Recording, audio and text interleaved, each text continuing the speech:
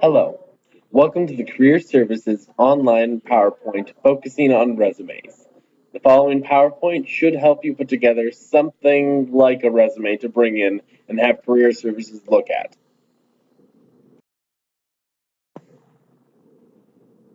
The origin of the word resume is, of course, French and translates to sum up.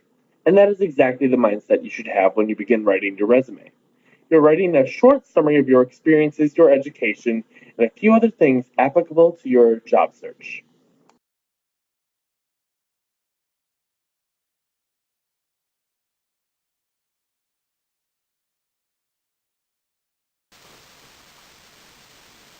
At this stage in the game, you're just going to want to write down everything. Whether it be your experience in the workplace or in school, just write it down so you can begin categorizing and eliminating things that may seem frivolous on a resume.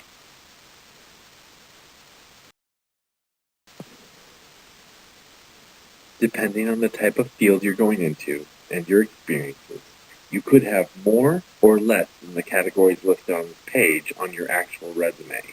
These are just some general categories that most people include, but they are not necessary. I know what you're thinking, and no, if you don't have a LinkedIn or no one in your field has a LinkedIn, it's not something you have to have, but it's something that could help you. Everything else should be accurate and up to date. That goes pretty much without saying, but I just said it.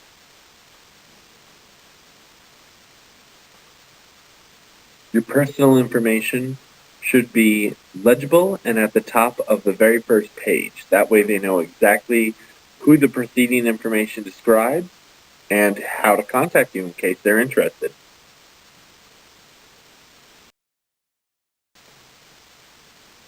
Chances are you're looking at this as a college student, so you may not have a ton of experience to fill up your experience section. This is why you really want to focus on the education, and why education, more often than not, is the first section on a resume. University name, city, and state are pretty straightforward. Your degree, your major, your minor, pretty straightforward. Month and year of graduation, anticipated or expected, still pretty straightforward. GPA is optional because if it's not something that is, so well, 3.0 or above, you probably don't want to include it.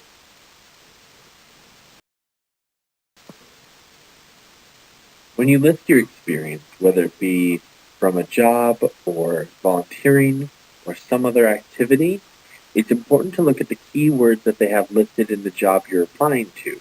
They probably have a job description. Pull words from that and make sure to highlight that you have those skills or you have the ability to do that work.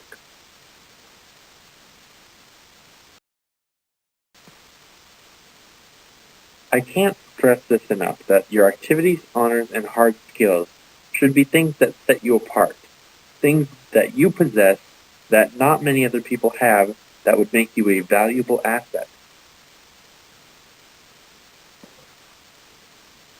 Don't just throw anything down on the paper here. It should be something that applies to the job.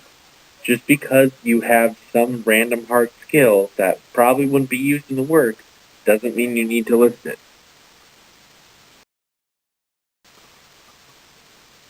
At some point in this process, you're going to want to get at least a second set of eyes on this paper. You wrote it, so it all looks right to you, but it never hurts to have somebody else look it over for the following things: spelling, grammar, organization, and if it's too wordy. It might also be wise to find someone in the field you're trying to get into and have them look it over so you get field standards.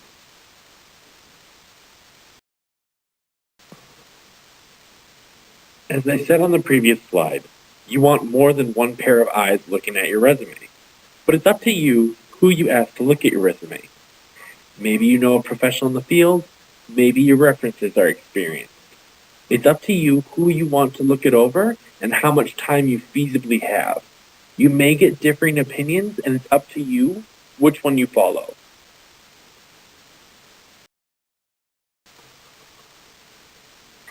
Aside from editing for spelling, punctuation, grammar, etc., you're going to want to consider a few other things about your resume. Usually, people interviewing you only have a few seconds to a minute to look over your resume, so it should be easily skimmed, one font, simple. What you want is something that they can look at, remember, and easily decipher. Once you have your resume written, there are a few more things you want to consider. When you're contacting and communicating with the employers for the positions you're looking at, make sure to do so professionally. Think about things like, what does your email say? If it's something like supermanbatman63 at google.com, Gmail, AOL, whatever, you may want to consider upgrading. When you choose your references, make sure to ask, can you be a good reference for me? I don't know how many times I've called people in interviews and actually had them do more harm than good for someone interviewing for the position. As you submit your materials, make sure it's in the format they're looking for. If they want a hard copy, if they want an email, etc. If you have to do a presentation, make sure that you're dressed up. Make sure you're prepared. Be charismatic, be cool, be prepared.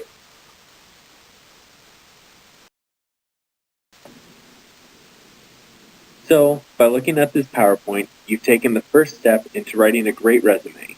The next step is to actually do the work and then bring it into Career Services so we can take a look and help you fix a few things. All of our contact information is right here on this page, and the door is always open, during business hours, of course.